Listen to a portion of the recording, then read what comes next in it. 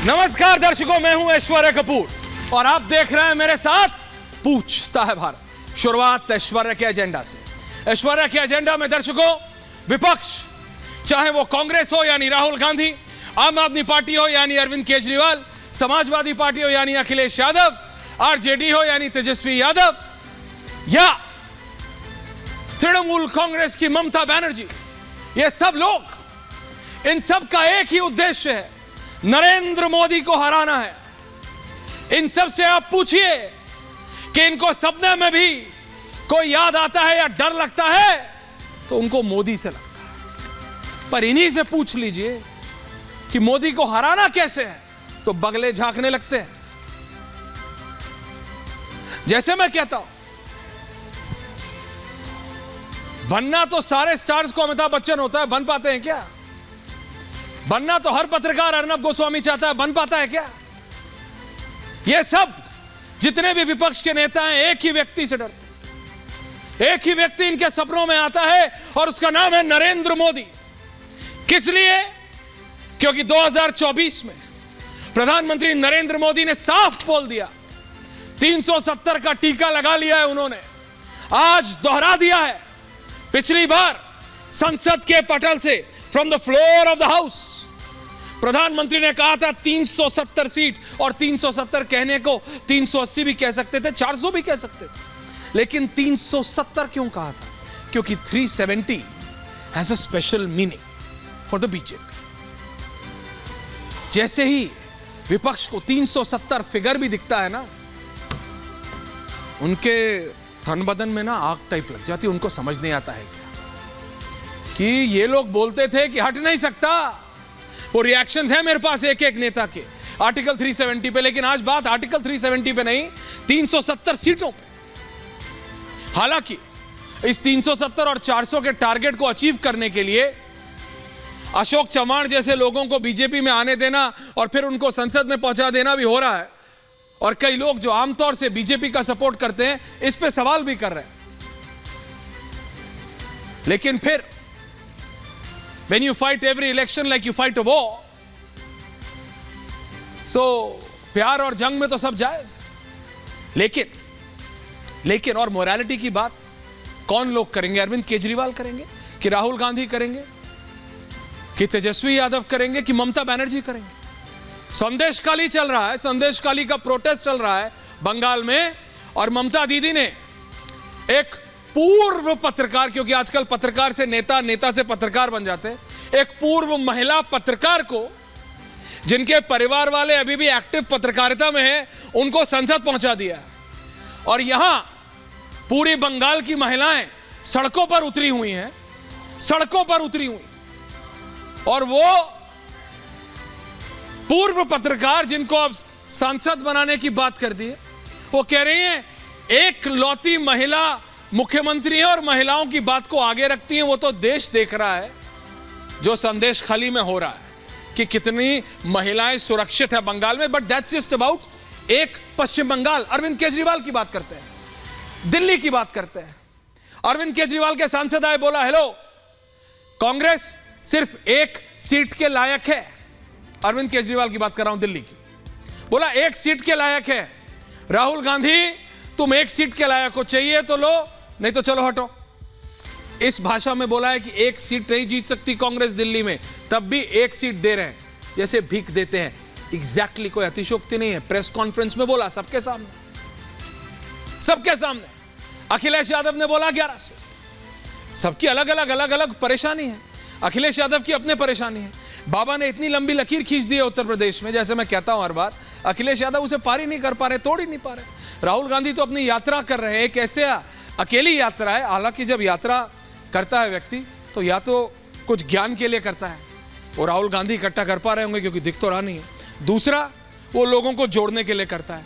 ये एक लौते नेता है जो यात्रा करते हैं, जहां जहां से यात्रा करते हैं वहां वहां छिटकती जाती है। बिहार सरकार चली गई, असम गए, पूरी पूरी असम के 4 विधायक, भैया प्रदेश के चीफ, पार्टी चीफ उधर, मतलब हेमंत दा के साथ उधर बीजेपी पहुंच गए। तो ये एक अलग प्रकार की राजनीति को, बिल्कुल जैसे कहते हैं ना, I will bring in a different kind of politics, तो राहुल गांधी एक अलग तरीके की राजनीति कर रहे हैं, उनको करने देते हैं। लेकिन आज अरविंद केजरीवाल ने दिल्ली में अनाउंस किया विधानसभा के अंदर, अगर मैं गलत नहीं बोल रहा हूं तो बोला उन्होंने, स्पेशल सत्र बुलाओ, कॉन्फिडेंस मोशन लाना है। आप बताइए किसको डाउट है कि दिल्ली की विधानसभा में अरविंद केजरीवाल के पास कॉन्फिडेंस नहीं है? ये तो बीजेपी भी नहीं बोल सकती। नंबर्स पता है ना क्या है उनके पास, नंबर्स पता है ना आपको? नहीं पता है तो बता दूंगा। लेकिन 70 में से 62 आम आदमी पार्टी के, 8 बीजेपी के। ये कॉन्फिडेंस मोशन लाके क्या है? कॉन्फिडेंस मोशन के पीछे 2 समन्स है, रियलिटी। इससे पहले मैं डिबेट करूं, बता रहा हूं। एक समन है कि आप ईडी की बात नहीं सुनते, इसलिए ईडी कोर्ट में चली गई और इसलिए कोर्ट ने बुलाया है। एक समन वो है। दूसरा समन ईडी ने 6ठी बार 19 तारीख को बुला लिया है। इस बीच अरविंद केजरीवाल ने कॉन्फिडेंस मोशन बुला लिया है। 62 एमएलए हैं, आंख बंद करके भी गिनोगे तो भी पता है कि कॉन्फिडेंस मोशन। 4th क्लास के बच्चे को जमा घटा सिखा देते हैं आजकल स्कूल में, यानी पॉजिटिव माइनस प्लस माइनस सिखा देते हैं। उससे पूछो 62 बड़ा कि 8, 62 बड़ा कि 8, what is greater than what, वो भी जानता है।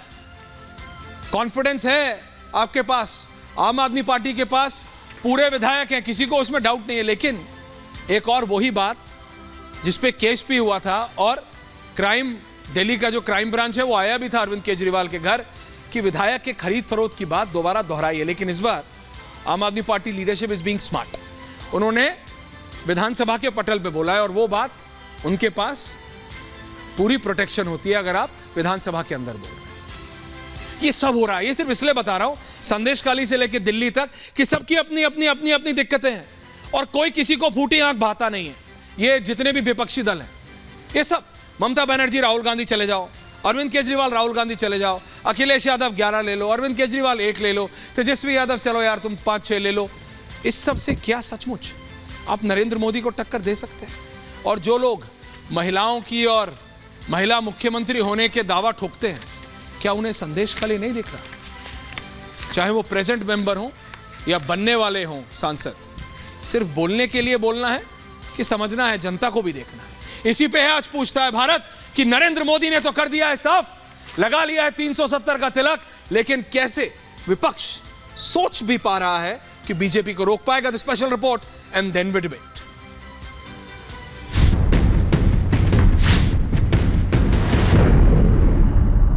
कांग्रेस के लोग भगवान राम को काल्पनिक बताते थे, अब जय सिया राम बोलने लगे हैं।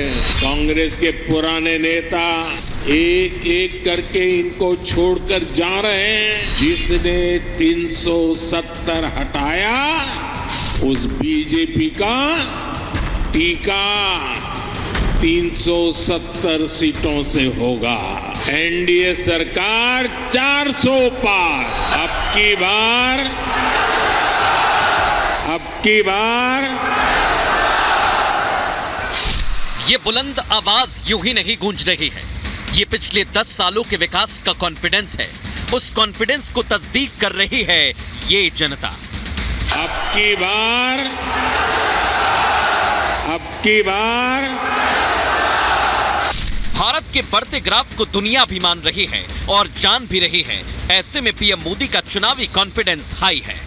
जिसने 370 हटाया उस बीजेपी का टीका 370 सीटों से होगा। एनडीए सरकार 400 पार। पीएम मोदी भारत को तीसरी आर्थिक महाशक्ति बनाने में जुटे हैं। देश में हर किसी की सुरक्षा सुनिश्चित करने में लगे हैं। बेटी बचाओ बेटी पढ़ाओ योजना पर जोर दे रहे हैं। वहीं बंगाल की ममता सरकार महिलाओं के साथ हैवानियत करने वालों पर पर्दा डालती नजर आ रही है। इसलिए बीजेपी सवाल उठा रही है कि सूबे में महिला मुख्यमंत्री होते हुए भी महिलाएं सुरक्षित नहीं हैं। वहां के नई बहुओं के साथ जो अत्याचार हुआ है टीएमसी के गुंडों के द्वारा, उसको हम उजागर भी करना चाहते हैं और उस बेटी बहू को न्याय मिले, इसके लिए भारतीय जनता पार्टी हमेशा उनके साथ है। उनको लगता है कि कोई दूसरी राज खुल जाएगी, इसलिए डर के मारे रुकते हैं। ये सरासर तानाशाही और मिली भगत सत्तारूढ़ पार्टी की जो क्रिमिनल सब मिलके ये इनके ऊपर अत्याचार कर रही है। सत्तारूढ़ पार्टी टीएमसी सारे जमीन जबरदस्ती कब्जा कर रहे हैं। अब जिस सूबे में महिलाओं के साथ हैवानियत हो और उस सूबे के सीएम पर आरोपियों को बचाने के आरोप लग रहे हो, उस सूबे की हालत को समझा जा सकता है। ऐसे में सवाल ये है कि 2024 में संदेश खाली ममता के लिए सबसे बड़ी चुनावी मुसीबत ना बन जाए। सवाल ये भी है कि इंडी के घटक दल एक एक कर निकलते जा रहे हैं। ऐसे में क्या इंडिया अलायंस में अकेले कांग्रेस बच जाएगी? और सबसे बड़ा सवाल ये कि मोदी के मिशन 370 का विपक्ष के पास क्या है जवाब? पूछता है भारत।